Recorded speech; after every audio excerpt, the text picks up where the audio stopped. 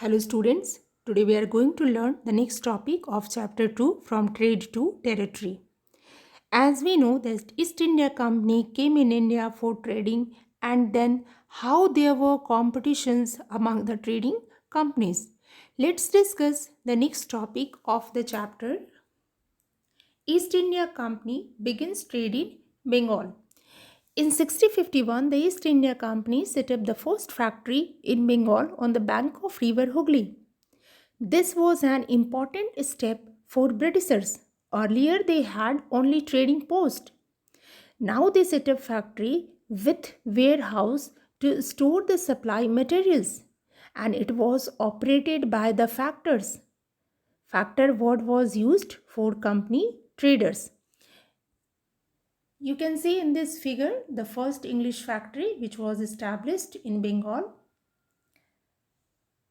As trade expanded, they persuaded merchants and traders to come and settle near the factory. By 1696, they began building forts around the settlements.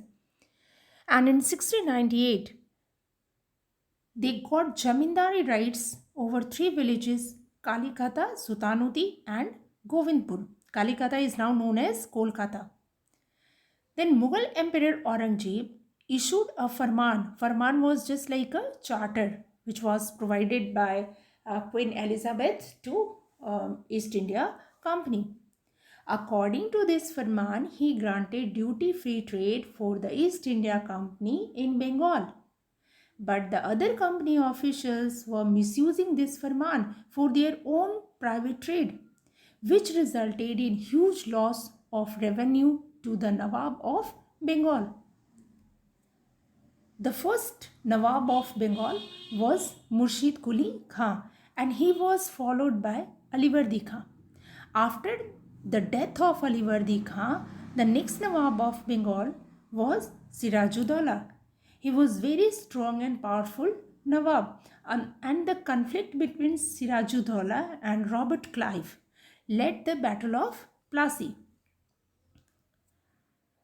So, after the death of Alivardi Khan in 1756, Sirajuddaula became the Nawab of Bengal, and he refused to grant any concessions which was provided by the Mughal emperors, and he demanded large tributes, means taxes. He denied to right to mint coins, and he asked to stop fortification. But company declared that trade could be flourished only if the duties were removed, and they were not ready to stop fortification. So here conflict started between company and Nawab Sirajuddaula. Then Sirajuddaula marched with 30,000 soldiers to English factory at Kasim Bazar. He captured the factory, locked the warehouse, and blocked the English ships. He imprisoned several Englishmen in Fort William prison, which was very small prison in Calcutta, and most of them died due to suffocation. Englishmen were dead. And this incident was known as the Black Hole tragedy. All this incident resulted into the Battle of Plassey. On hearing these news, armed forces under the leadership of Robert Clive was sent along with a naval fleet to fight against Sirajuddaula in 1757. Here in first figure, Robert Clive with his armed force, and he defeated Sirajuddaula. The main reason behind this victory was that Mir Jafar, who was the commander of the army of Sirajuddaula, in the second figure you can see Mir Jafar and Robert Clive. So he was promised by the Britishers to be the next Nawab of Bengal. The Battle of Plassey was the very important major victory, or first major victory of the company. After this battle, Mir Jafar was the Nawab of Bengal. After some time, Mir Jafar he protested against the expansion of their trade, and also against the fortification. So Britishers, they removed Mir Jafar and they made Mir Qasim, who was the son-in-law of Mir Jafar, as the next Nawab of Bengal.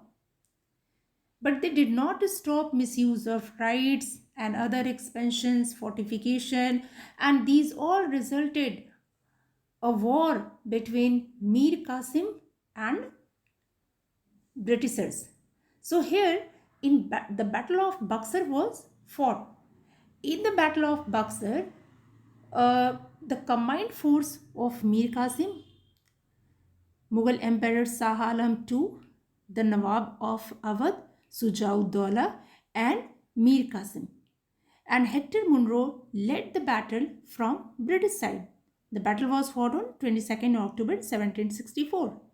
In this battle, Mir Qasim and his combined force were defeated.